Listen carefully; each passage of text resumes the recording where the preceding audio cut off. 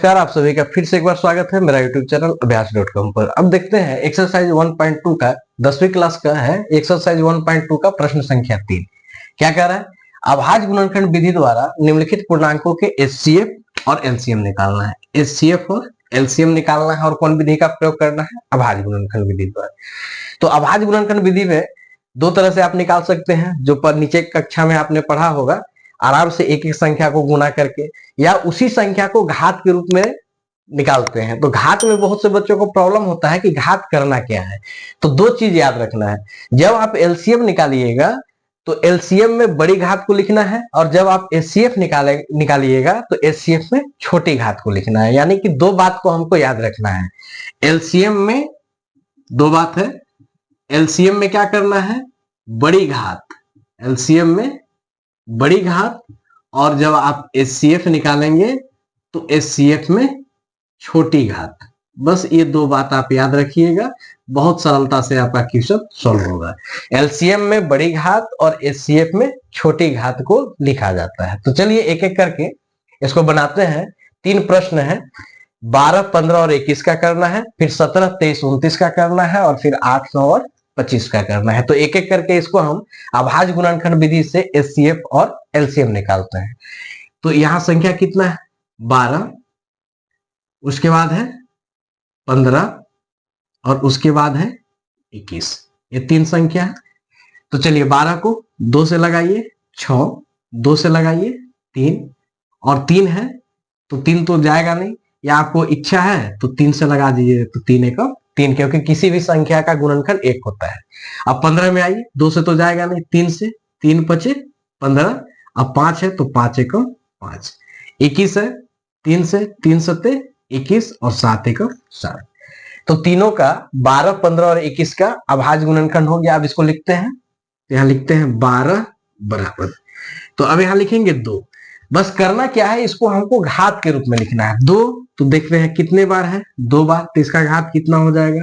2 गुना, फिर है 3 तो 3 गुना, फिर 1 है तो 1, पहला संख्या हो गया। उसके बाद है 15, तो 15 को लिखेंगे 15 बराबर 3, 3 गुना 5 तो 5 गुना 1 तो 1।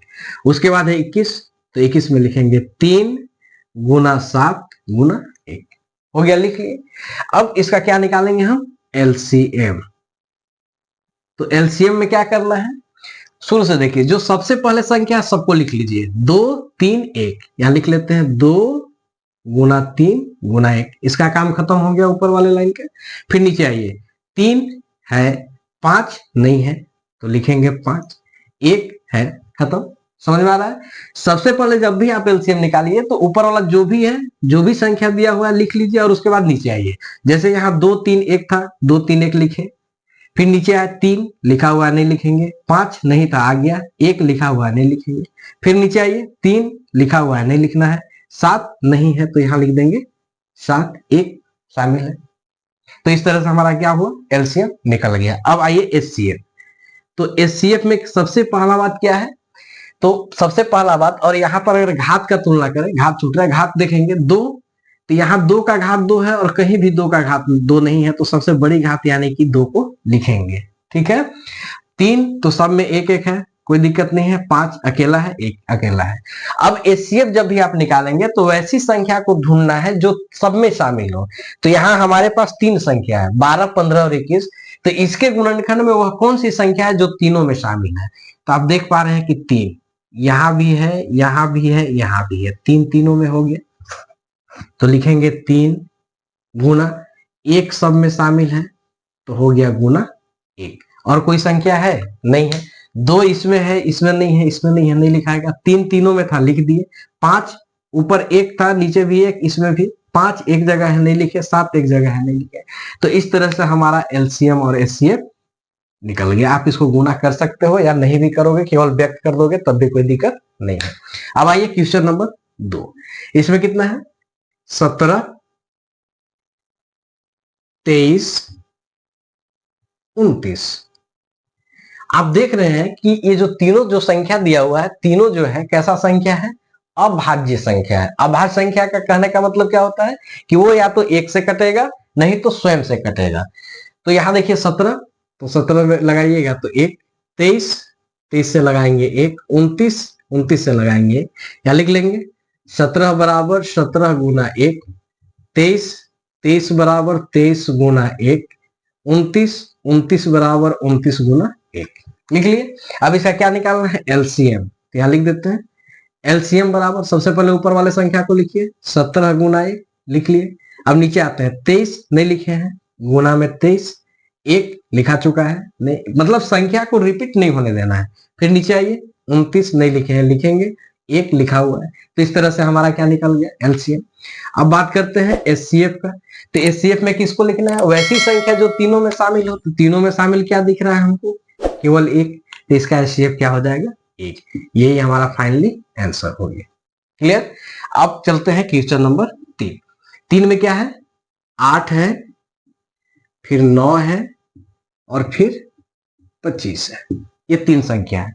8 को लगाइए 2 से, 2 चौके 8, 2 दूना के 4 और 2 एकम 2, कट गया। 9 से 3 तरीके 9, फिर 3 एकम 3, क्लियर। 25, 50, 25, 5 एकम 5। अब इसको लिख लेना है 8 बराबर 2। तो अब देख लेना है कि 2 कितने बार है, 1, 2, 3, तो 2 के घात हो गया 3 और गुना 1, ठीक है। उसके बाद 9, 9 में देखना 3 कितने बार है, 2 बार, तो 3 का घात 2 गुना 1, खत्म। 25, तो 25 में लिखेंगे 5 कितने बार है, देखिए 1, 2, तो 2 गुना 1। मतलब जो संख्या जितना बार रहेगा उसको हम घात के रूप में व्यक्त कर लेंगे। अब इसका निकालते हैं एलसीएम। तो यहां लिखते हैं एलसीएम बराबर, ऊपर वाला संख्या कितना है 2 गुना 1, खत्म। नीचे आइए 3 नहीं लिखे हैं, लिखेंगे 1 है आपके पास, फिर नीचे 5 नहीं लिखे हैं, लिखिएगा 1 है। अब क्या करते हैं, घात की तुलना की जाती है। तो घात में देखते हैं कि 2 का सबसे बड़ी घात कितना है 3, तो यहां लिख देते हैं 3। 3 का सबसे बड़ी घात कितना है 2, लिखा जाएगा। 5 की सबसे बड़ी घात कितनी है 2, क्लियर। एकदम आसान है, बस याद रखना है एलसीएम में बड़ी घात और एचसीएफ में छोटी घात को लिखना है। अब उसके बाद निकालेंगे इसका एचसीएफ। तो एचसीएफ में किसको लिखना है, वैसी संख्या जो तीनों में शामिल है। तीनों में शामिल कौन सी संख्या दिख रही है हमको, सिर्फ 1, तो इसका एचसीएफ हो जाएगा 1। इसी तरह से इसका आंसर कंप्लीट हो गया। अब बात है, यहाँ आप गुना कर भी सकते हैं, नहीं भी करेंगे तो क्या हुआ, अभाज्य गुणनखंड के रूप में व्यक्त हो गया। आप गुना भी करके लिख सकते हैं या नहीं भी लिख सकते हैं। तो इस तरह से हमारा प्रश्न संख्या 3 कंप्लीट होता है। फिर मिलते हैं अगले वीडियो में, तब तक के लिए धन्यवाद।